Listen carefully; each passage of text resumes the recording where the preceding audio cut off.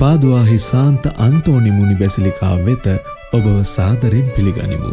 මෙහි ගොතික් සහ පුනරුද ගෘහ නිර්මාණ ශිල්පයේ එකතුවක් දැකිය හැකිය. බැසිලිකාවේ බිත්ති අලංකාර කරන බිතුසිතුම් දෙස බලන්න. 14 වන සියවසේ ගියුස්ටෝ දි මෙනබුවෙයි සහ ඇල්ටිචියරෝ ඩා සෙවියෝ වැනි කලාකරුවන්ගේ බයිබලානුකූල දර්ශන මෙහි කැපී පෙනේ. පසුව පින්ටුරීචෝ වැනි අයගේ අලංකාර මෝස්තරද මෙහි දැකිය හැකිය. මෙම සිතුවම් මගින් එකල විවිධ කලාත්මක ශෛලීන්ගේ වර්ධනය නිරූපණය කෙරේ.